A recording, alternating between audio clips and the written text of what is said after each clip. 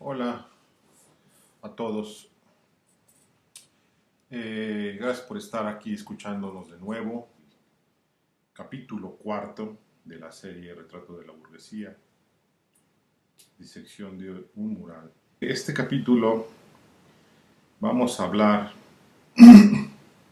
se llama Contingencias políticas que incidieron en el mural.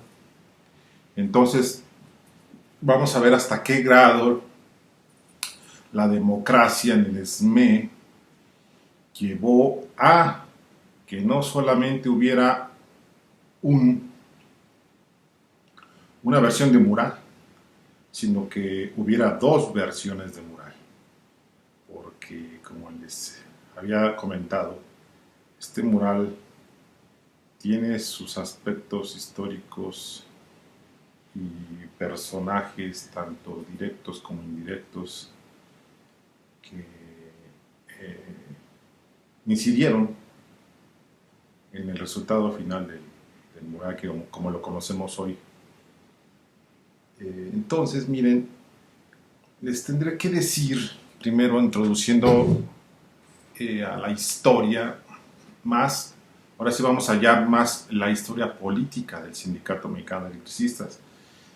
Y para ello vamos a partir de explicar, por ejemplo, cómo es que el ESME se va introduciendo en el panorama político sindical de la clase trabajadora de México. Habríamos que recordar, tenemos que recordar primero, fíjense esta situación, cómo fue que el 12 de junio de 1935 el ESME cita a todas las fuerzas sindicales y de trabajadores, grupos populares, a sumarse a un frente. ¿Por qué es esto? Porque Lázaro Cárdenas, en el sexenio de Lázaro Cárdenas, le corta como el cordón umbilical al maximato. Ese maximato que había permanecido a través de diferentes presidentes por Calles.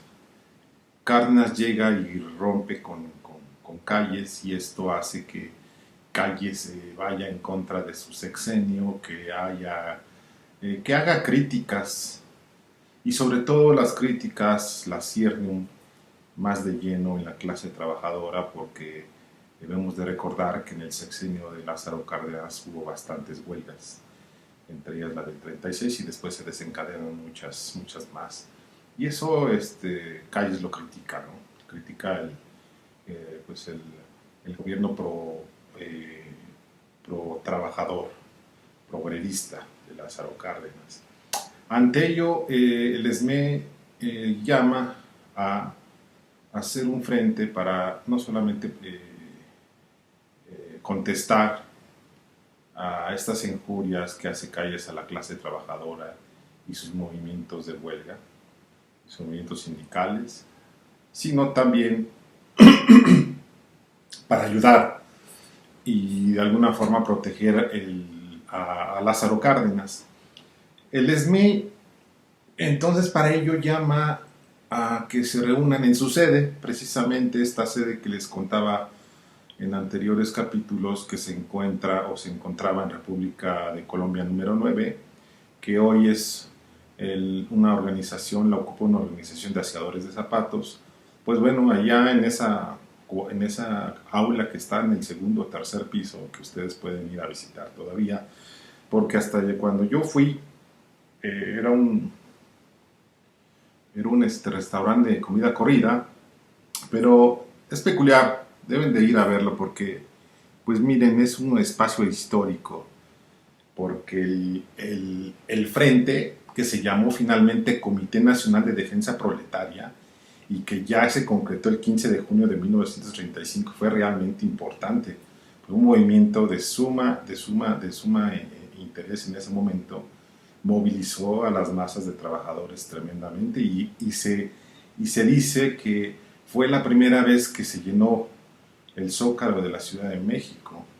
con un mitin que hicieron en presencia de Lázaro Cárdenas para mostrarle su apoyo, pero también así como le mostraron su apoyo por parte, por ejemplo, de Breña Alvírez, también juzgó pertinente en ese momento mandarle líneas de políticas sindicales que les interesaba no solamente a las MIES, sino a algunos grupos de trabajadores, siguiera o proyectara en su gobierno Lázaro Cárdenas.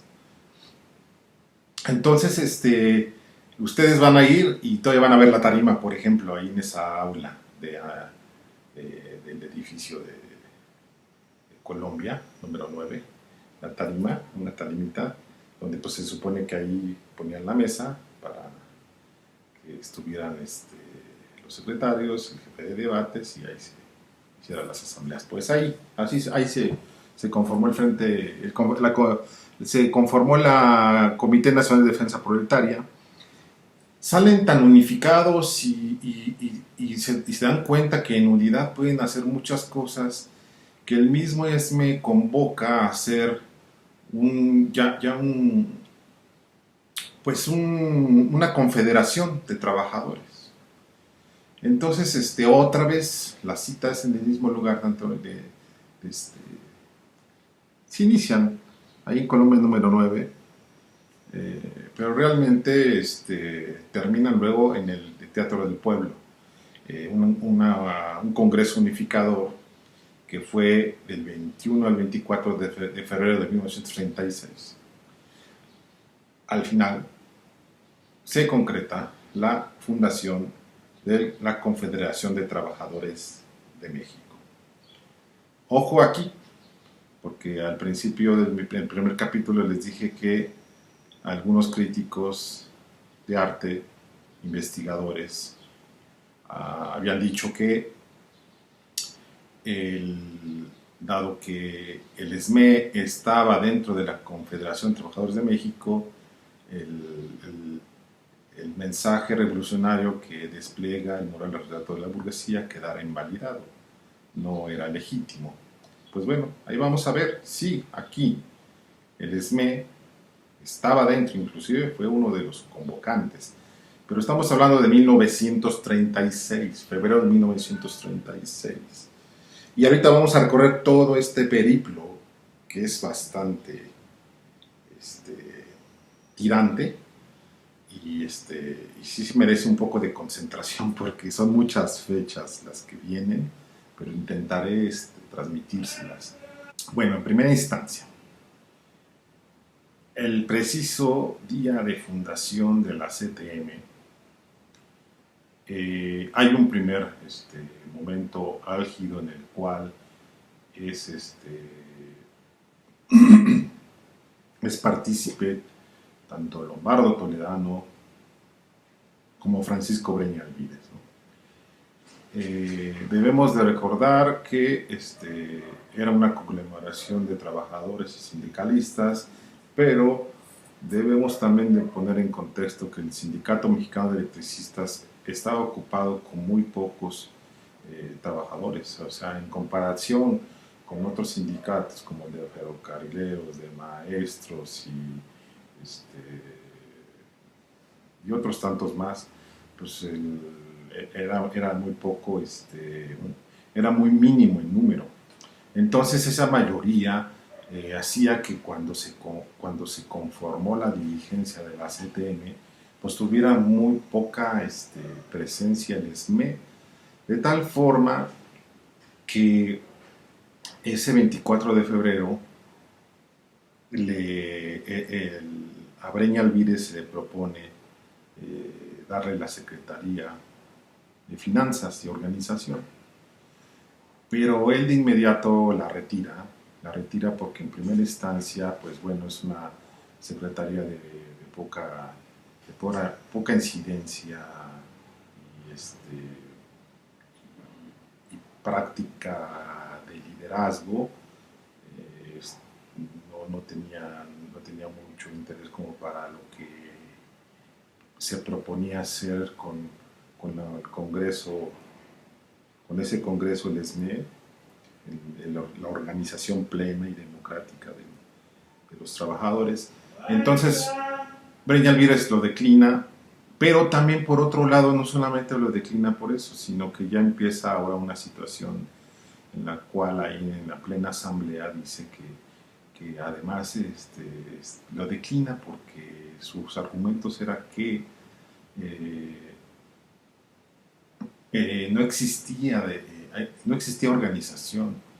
Creía que no había una organización plena, que no había una democracia plena y que todos los grupos adheridos y sindicatos adheridos no daban cuotas.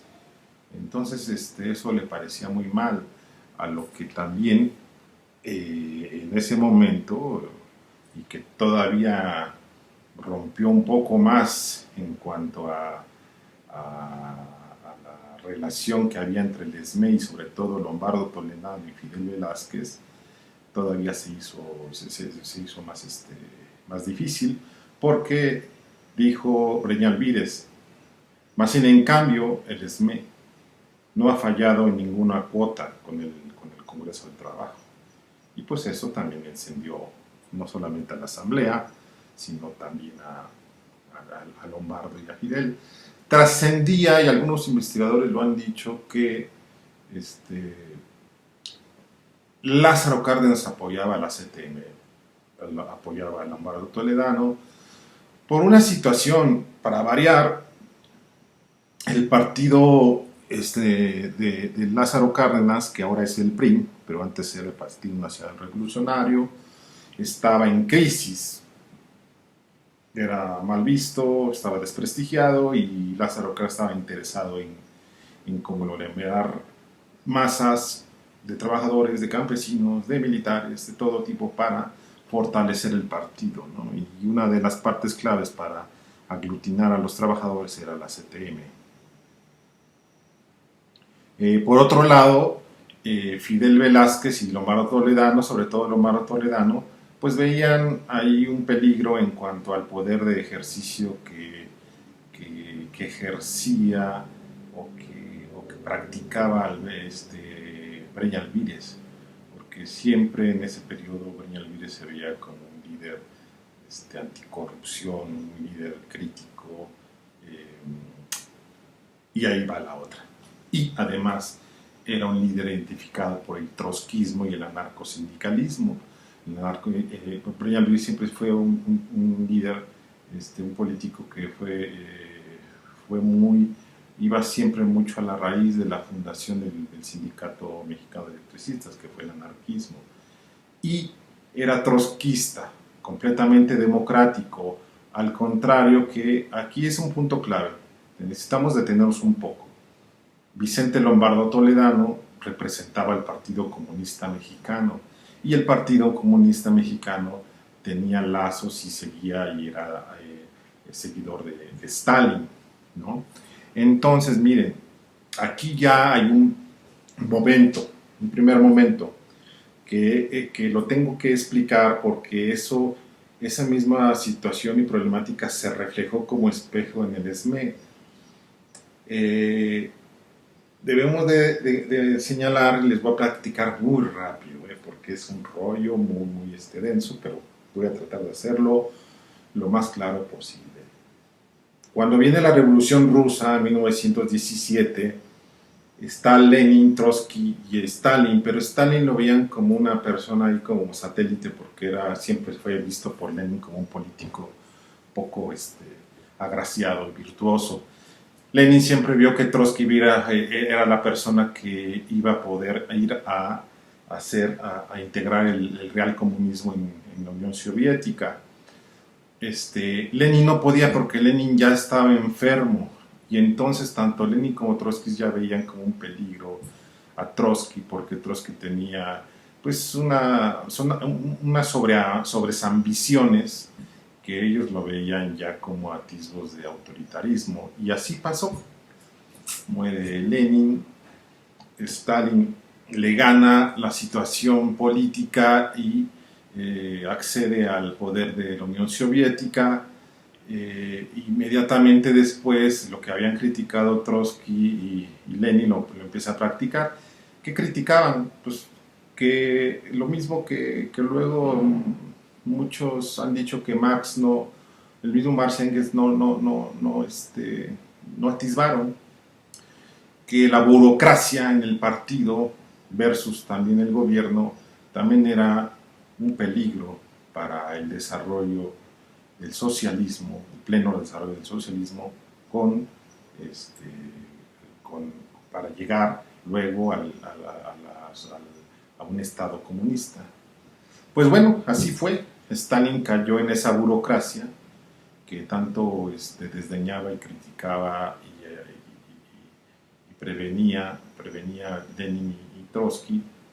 Y pues, ¿qué producía esa burocracia? Entre tantos males que produce la burocracia, pues producía un partido y un gobierno antidemocrático.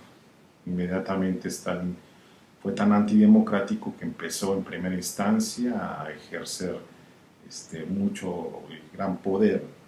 Empezó a eliminar integrantes de los personajes que participaron directamente en la revolución de 1917. Algunos los desapareció, los fusiló, otros los mandó a los gulag. Los gulag eran unos campos de concentración. ¿Qué hace Trotsky? Pues Trotsky era el líder de la contraparte de él, pues se va, porque si no, pues lo mata. Entonces eso particularmente era, entonces fíjense en esto, Partido Comunista Mexicano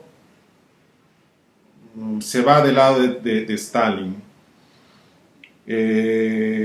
Breña Alvírez y su grupo, no era solo Breña Alvírez tenía un grupo muy sólido y muy fuerte, que era muy combativo en las asambleas. Ahorita les voy a platicar porque hay una asamblea muy importante.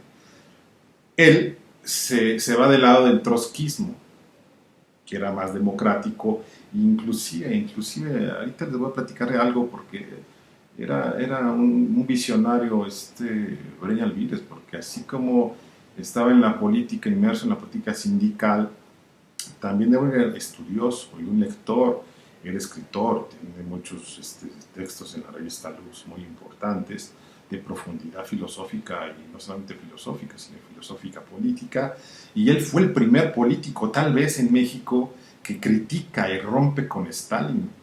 Ajá.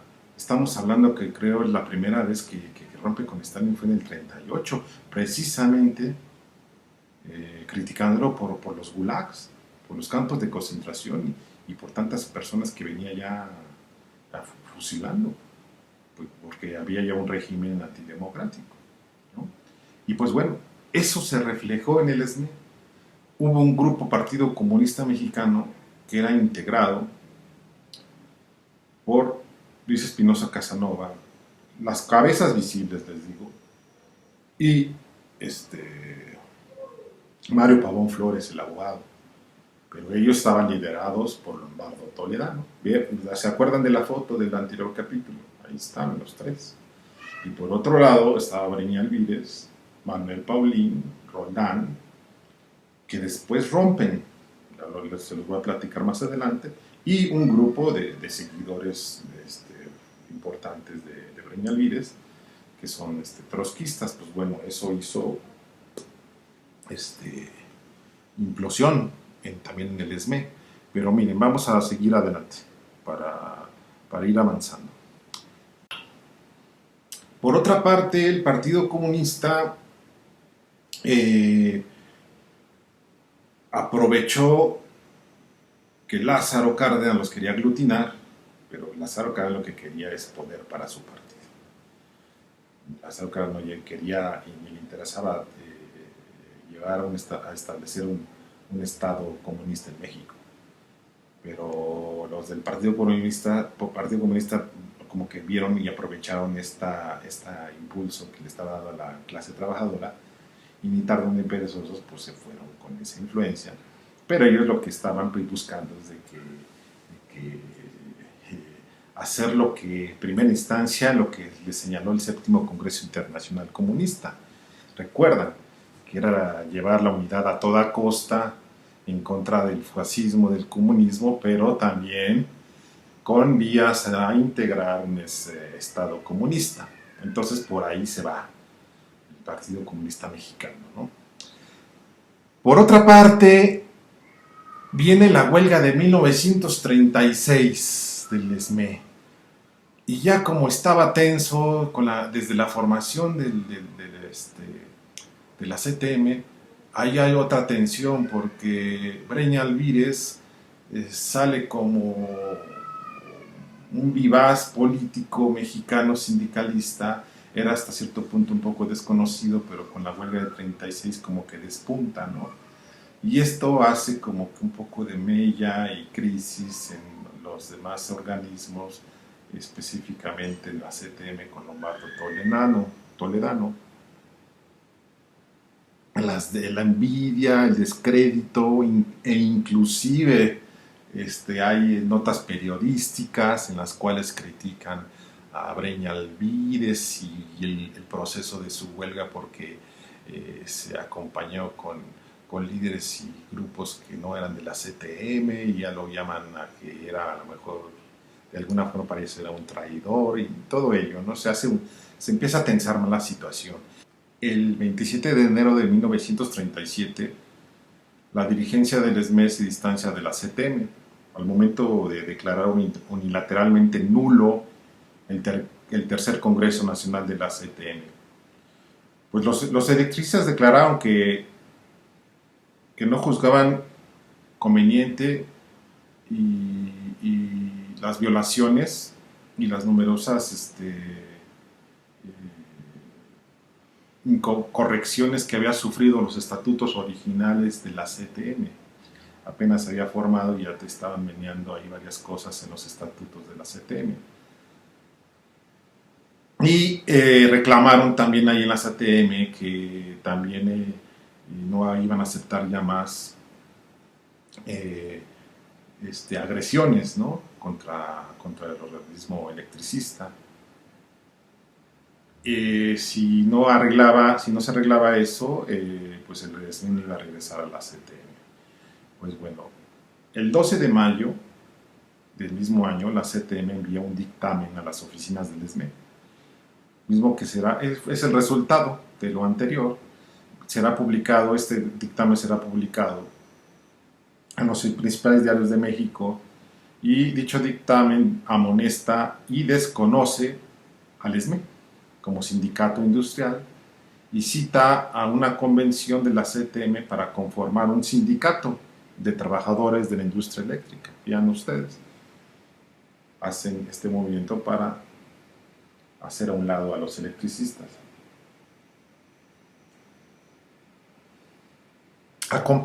Esto es acompañado con iniciaciones periodísticas que ponen en tela de juicio el actuar y la honorabilidad de Francisco Breña Alvírez.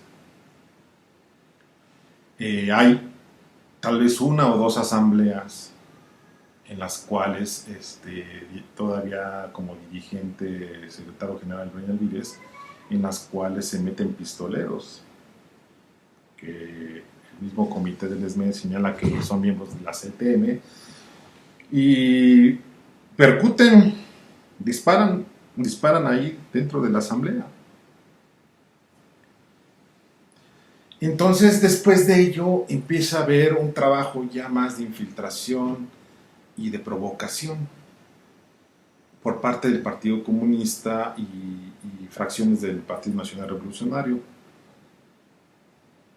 Miembros del ESME también pertenecían a ello, pertenecían al partido de Lázaro Cárdenas, pertenecían al Partido Comunista.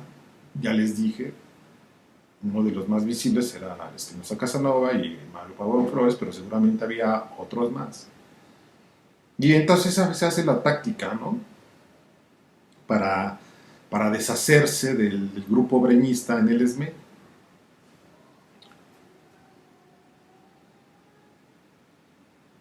Miren lo que entonces, ante tales provocaciones, Breña Alvírez manda una carta, lo que dice una carta que le manda a Lázaro Cárdenas de su preocupación que existe ya como líder sindicalista, líder electricista, ¿no? Esta carta es del 7 de junio de 1937, entonces la resumo en lo más concreto y lo más importante. Breña Alvírez dice a Lázaro Cárdenas: ciertos dirigentes obreros están recurriendo a cualesquier medio con tal de conservar el control de algunos grupos obreros y con tal de desacreditar por cuanto medio les sea posible a los miembros de nuestro sindicato, quienes se han distinguido en la campaña tendiente a eliminar de las organizaciones obreras a tales dirigentes. Nos permitimos llamar la atención de usted, señor presidente, acerca de que el grupo de individuos que a toda costa pretenden mantener el predominio de algunos sectores obreros con el objetivo de continuar explotándolo en su beneficio personal, viene usando cada día procedimientos más descarados y más sucios para el logro de sus propósitos. Los mismos elementos que llevaron pistoleros a la sección del Cuarto Congreso Nacional de la CTM, los mismos que han aislado a los trabajadores petroleros del apoyo de los demás sindicatos industriales, los mismos que simularon una huelga en la Arena México el domingo 23 del pasado mayo para impedir, con auxilio de la fuerza pública, la celebración de un mitin en apoyo de dichos trabajadores, los mismos que han calumniado públicamente a quienes se mantienen fieles a los estatutos de la CTM, son los que ahora no vacilan en llegar ante usted y mentirle con todo descaro, tratando de desprestigiar a personas que siempre se han distinguido por su absoluta honradez en la lucha obrera. Bueno, es un acercamiento de Breña Alvírez tratándole de señalar las verdaderas intereses que había en los líderes de la CTM, ¿no? El 30 de marzo del 38,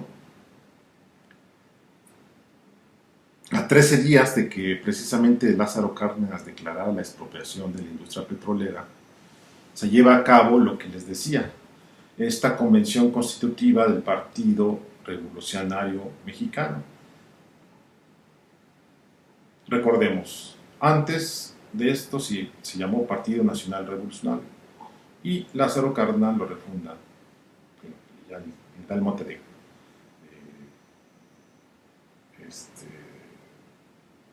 reconstitución, ¿no? Convención constitutiva, y se nombra ahora Partido Revolucionario Mexicano.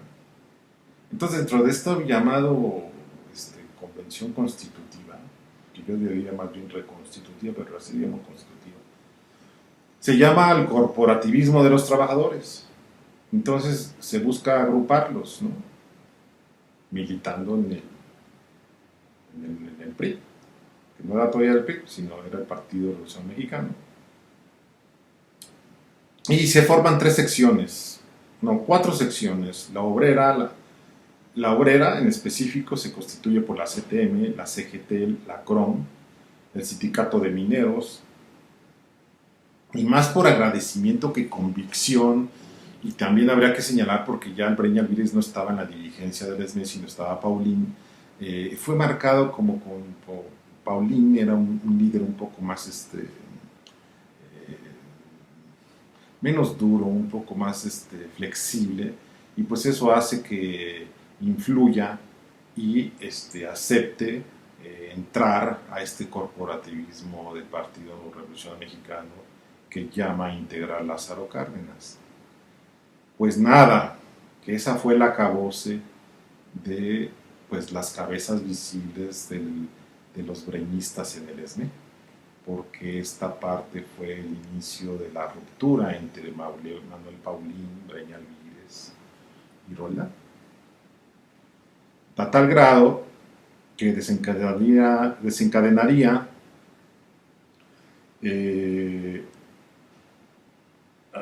pues una crisis, como les digo, al interior del ESME, hasta verse orillado a hacer una asamblea general extraordinaria. Esta asamblea general extraordinaria se lleva a cabo el 21 de julio de 1938.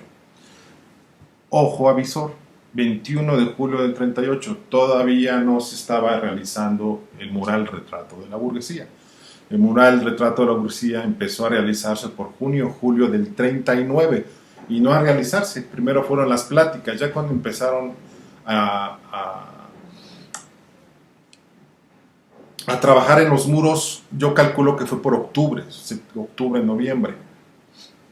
Entonces, bueno, fue una asamblea extremadamente tensa y muy larga, de tal forma que acaba hasta el 22 de julio, o sea, en la madrugada. Empieza el 21 y acaba el 22. Pues nada, se destituye al comité completo, quedando fuera, entre ellos, Francisco Breña Alvírez. Pues bueno, entonces, en la madrugada del 22 de julio del 38, la asamblea llama a destituir a todo el comité del ESME y queda como secretario general Roldán y como secretario del Exterior Luis Espinosa Casanova. Entonces, habría que señalar, aquí no nos confundamos, Breña Alvírez no es expulsado del ESME, solamente es destituido de su cargo, que en ese momento no era secretario general, el secretario general era Paulín, también queda destituido, y Breña Alvírez será secretario de Educación y Propaganda.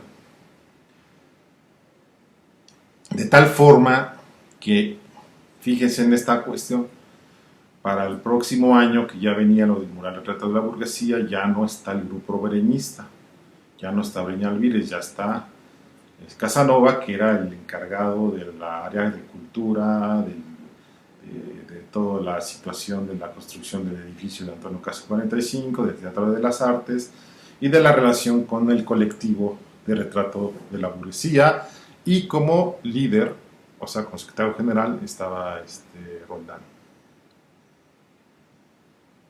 Miren, les voy a leer una reseña novelada que elaboré en base con base en el texto a mano que recabé del acta de ese día, del libro de actas número 10, era el libro de actas número 10, del 21 de julio del 38, de esta asamblea, y para que vean más o menos la atmósfera en la cual se llevó a cabo esta asamblea de destitución de Breña, porque también nos da muchas claves para entender el momento y lo que también les acabo de comentar relacionado con la situación de Stalin, de los trotskistas, de Rusia, de la Unión Soviética y del Partido Comunista dentro del ESME, del grupo breñista. Pero bueno, miren. Inicio. El compañero Breña Alvírez está tomando a nuestra revista Lux como medio personal de defensa a consecuencia de todos los ataques provocados y problemas suscitados por este compañero. Le recriminaba Andonegui, al secretario de Educación y Propaganda del ESME. Andonegui era un compañero sindicalista. No sé el nombre, nada más viene así apuntado como con su apellido en la acta donde yo recabé esta información. Sigo. Debido a la mala relación que guarda con algunos organismos obreros, el compañero Breña ha llegado a tales niveles de incomprensión que inclusive en algunos artículos ataca directamente a la URSS. Ya no entiendo tal contradicción, compañeros. Recordemos que en mayo de 1936 la delegación que fue a la URSS nos dijo todo lo contrario. Inclusive, camaradas, se publicó todo un número completo de nuestra revista Lux para reseñar y hacer alabanzas a favor del gobierno de Stalin. Sinceramente, la posición del compañero Breña Alvírez es incoherente. Un murmullo generalizado invadió el recinto de asamblea. Andoniegui continuó con su intervención, alzando aún más la voz con la intención de tratar de acallar el murmullo. Por otro lado, compañeros, es preciso comentarles que en el seno de nuestro organismo se ciernen fuerzas netamente comunistas y para muestra un botón, el abogado Mario Pavón Flores, miembro prominente del Partido Comunista, ha decidido participar en plenos y ahora quiere que nuestro sindicato se añada a ese partido. No existe otra salida. Todos los compañeros del Comité Central deben renunciar esta misma noche por el bien de nuestro organismo sindical. Hago un paréntesis. Vean esto. Aquí hay dos cosas. Le está recriminando a Breña que está en contra de Stalin cuando sí, efectivamente, en el 36, después de la huelga, el Desmet es invitado a visitar la URSS, la Unión Soviética, y van Luis Espinosa Casanova, Verdun y un compañero que se llama apellido Salvat, son los que van, y se dedica efectivamente una revista completa a toda esta visita. Pero no quiere decir que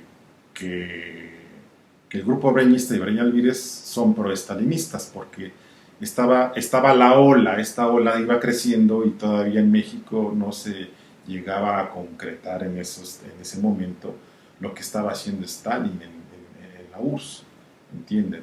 Por otro lado, aquí ya también saca este compañero Andoniegui la situación en la cual estaba Mario Pavón Flores, el abogado que llevó a cabo la huelga del 36, no lo llevó a cabo, que asesoró jurídicamente la huelga del 36, no era miembro del SB, más sin embargo, quería incidir ya en asambleas, lo cual era estatutariamente ilegal. Prosigo.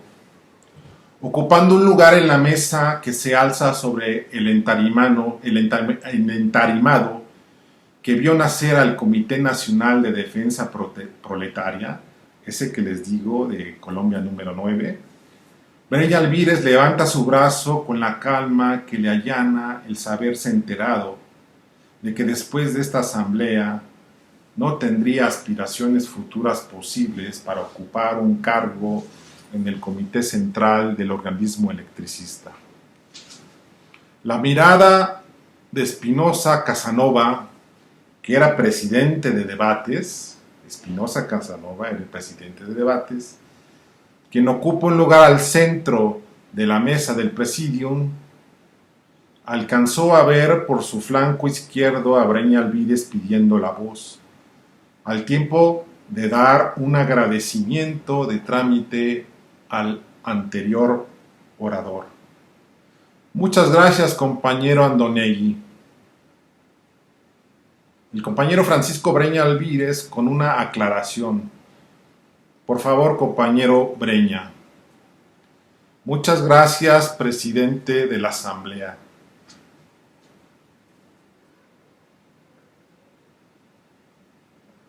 Prosiguió Breña. No creo, como el compañero presidente de la Asamblea cree, que solo se trata aquí de satisfacer una malsana curiosidad. Voy a tratar de explicar por qué he dicho y he decidido renunciar y cuál es mi juicio de la situación en la cual se encuentra nuestro sindicato.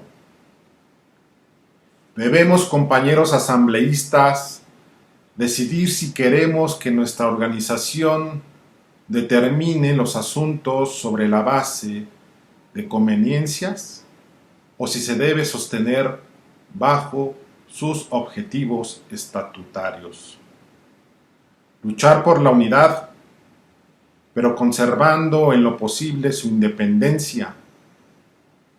El todavía secretario de Educación y Propaganda abría un espacio en su intervención para tratar de convocar la atención de todos los miembros de la Asamblea. De súbito, con voz alta y teñida de ira, Breña daba rienda suelta a su aclaración. Se me ha acusado de que piloteo a miembros del ESME, cuando mi acusador ha estado pilotado por fuerzas externas a nuestro sindicato. Intromisión que ha causado la actual situación de crisis que impera en nuestra agrupación.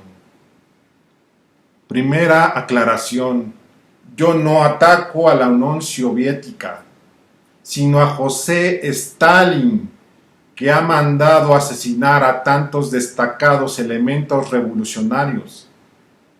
En una revista Lux, la cual un servidor dirige, trato de informar de la tiranía que reina en la URSS, la que ha ahogado la libertad de expresión y pensamiento del pueblo soviético.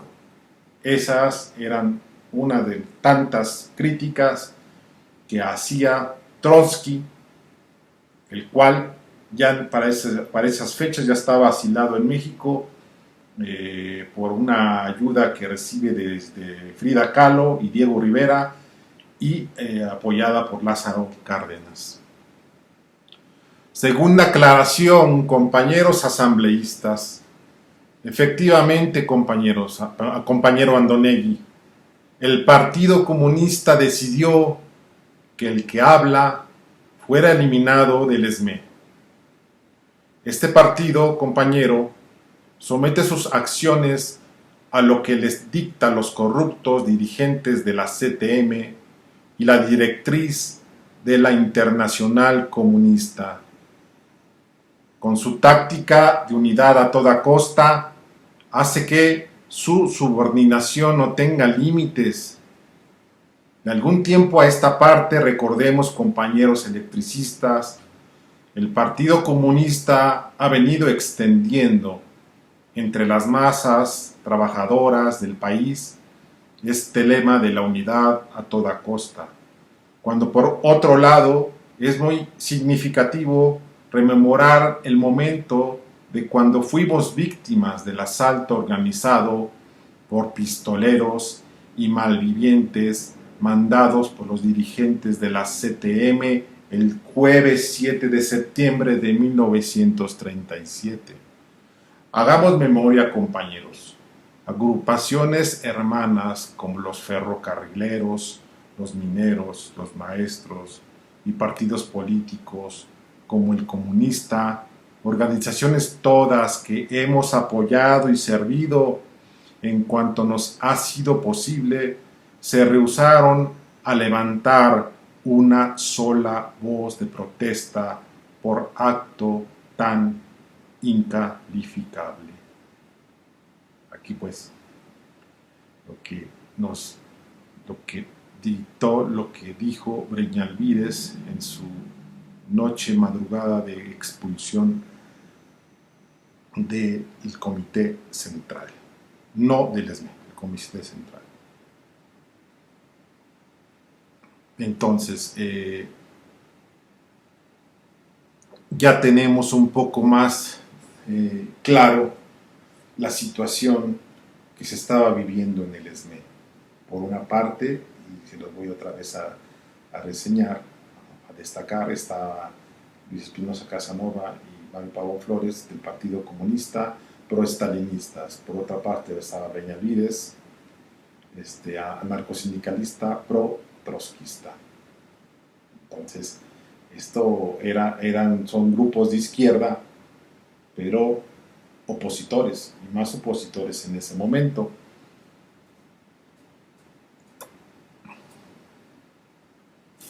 entonces ya Mario Pavón Flores lo vemos ya muy claramente como un partidario y junto con Espinosa Casanova de integrar al sindicato, al Partido Comunista y no solamente eso, a integrarlo al Congreso de Trabajo, a la CTM y con ello al corporativismo que señalaba o que invitaba a Lázaro Cárdenas.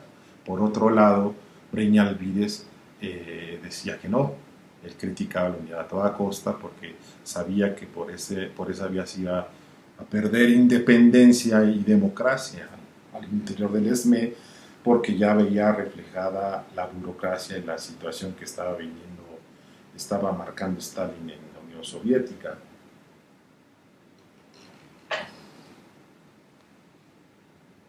Pues bueno, queda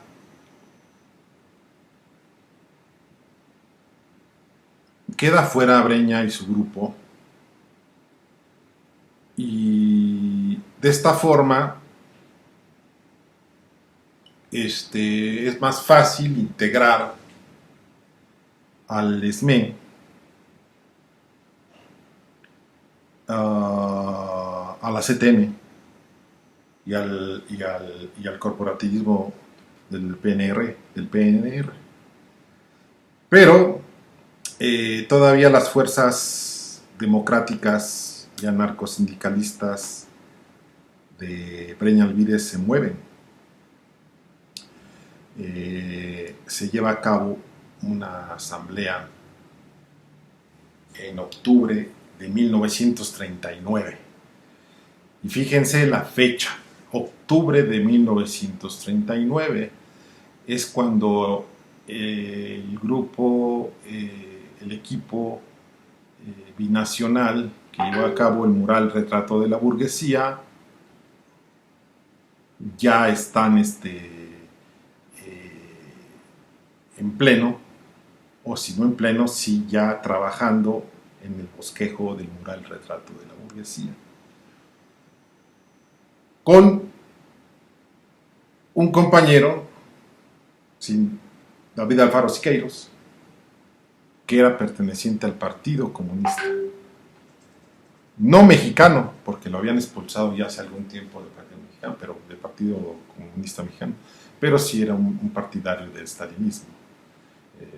Y entonces eso todavía marcó más una incisión más poderosa entre los breñistas, que eran trotskistas, y que seguramente, ahora que he avanzado en la investigación, porque bueno, ya se editó el libro, pero sigo avanzando, encontré algunas líneas súper padres de lo que me señala de que a lo mejor también puede que Breña Alvídez estuviera buscando también que Diego Rivera hubiera sido el pintor del mural del sindicato, dado que él era trotskista, y como estaban las fuerzas del toma y daca entre stalinistas y trotskistas, pues algo puede haber habido de ello. Lo que sabemos, y vamos a avanzar en esta línea en el próximo capítulo, en el 7, no recuerdo, pero vamos a platicarlo, de que por lo menos hubo la posibilidad de invitar a Orozco. Orozco lo rechazó, y entonces fue Siqueiros el que entró, pero yo no sé si se le extendió la invitación a Diego Rivera, que seguramente no, porque pues era un prominente trotskista, ¿no? Entonces lo que querían los del Partido Comunista era agazapar al ESME en ese momento. Pero bueno, platiquemos de esta asamblea. Esta asamblea de octubre del 39 es numerosa a tal grado que se hace en la Arena México. Ya después esta asamblea fue llamada por David Roldán, que era el secretario general, Sánchez Garnica, que fue el primer personaje de esta ala, ¿cómo les diré? De esta ala centro del ESME, un poco más conservadora y pro Partido Nacional Revolucionario, y el mismo Casanova como una de las más tormentosas que ha existido en la vida del ESME, según se dice, ¿no? Pero bueno, Ahí en esa asamblea, democráticamente, la base electricista, obviamente influida por Breña Alvírez y su grupo, deciden de forma democrática, a través del voto, separarse del PRM y, por ende, de la CTM. Luego entonces, este argumento que esgrimían algunos críticos de arte y comentadores de arte, de que el mural retrato de la burguesía se desactivaba su mensaje revolucionario al ser hecho dentro de un edificio, de un sindicato que conformaba la CTM, queda destruido. En ese momento, el ESME, cuando llevan a cabo el equipo binacional de artistas, el mural retrato de la burguesía, el ESME no pertenecía, queda independiente.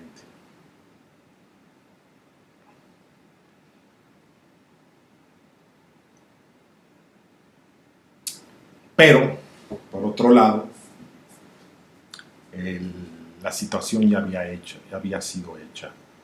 ¿A qué me refiero? A que esta tensión y lucha férrea, atroz, que se dio al interior del ESME entre dos grupos de izquierda desgasta al organismo a tal grado que se queda de alguna forma un poco solo, tanto por parte del gobierno, por parte de los partidos, por parte de muchas agrupaciones obreras, en ese momento por la CTM, que agrupaba a la mayor parte de sindicatos, y entonces democráticamente las bases del ESME, al ver ello de forma democrática, por votación, fueron integrando al comité del 39, 40, 41 a compañeros que eran pues más de centro eh, y que eran partidarios a añadirse al Partido Nacional Revolucionario y menos revolucionarios que Breña Alvírez y compañía o que Espinosa Casanova. A ello se debe que existiera una segunda versión del mural retrato de la burguesía, que es la que conocemos y como está en este momento. En el capítulo que toca al mural les presentaré cuál era la primera o cuál fue la primera versión. La primera versión es un poco más desgarradora, más dramática, tiene imágenes más violentas, la cual como sucede esto, esta tensión al interior del INE. Y además, otra cosa que se me olvidaba, tres compañeros o tres pintores de los que integraban el equipo de retrato de la burguesía, Siqueiros, Pujol y Luis Arenal, forman parte del equipo que asalta la casa de Trotsky en Coyoacán, queriendo atentar contra su vida, al momento que también trabajaban en el mural retrato de la burguesía. Entonces todavía esto eleva más la situación política del ESME a su entorno. Imagínense, está señalado a lo mejor que ha sido la primera vez en la historia del ESME que entra la policía y los granaderos sin avisar al edificio. Entran para, porque sabían que ahí trabajaban tres de los que habían participado en el atentado a Trotsky, en el atentado fallido a Trotsky. Entonces, pues la vida política al interior del ESME estaba muy, muy difícil y es por eso que se da una vuelta al programa político a tal grado de que para el 42 ya vemos como secretario general al charro de Rojas, ¿no? Ya lo vemos a Rojas, que es la persona que estuvo alrededor de 10 o 12 años en el ESME, y con el cual se tuvo un retroceso tremendo, no tanto como el charro que tenemos ahora como Martín Esparza, pero digo, este charro también hizo mucho daño en el ESME hasta que no se conforma el movimiento de Verónica y se logra en la asamblea expulsar el comité Rojas, ¿no? El ESME. Pero bueno, hasta aquí le dejamos. Espero que se haya comprendido estos momentos álgidos y políticos que existían o que existieron al interior del ESME, y que es importante porque ningún crítico ni investigador lo había abordado, e inclusive muchos investigadores no se habían formulado ni se habían dado cuenta que el mural Retrato de la Burguesía había tenido dos versiones. Sí, existieron dos versiones, yo lo compruebo a través de mi investigación, y no solamente lo digo, que existieron dos versiones, sino además lo digo porque bajo pruebas históricas. Y entonces de esta forma no solamente vemos cómo la vida democrática en un organismo es fuerte, suprema, saludable, hasta tal grado de influir hasta las mismas paredes y lo que circula y existe en su atmósfera al interior de su edificio sindical, ¿no? Es increíble. Pero bueno, muchas gracias. Espero les haya gustado, y antes de despedirme les diré qué capítulo es el que sigue.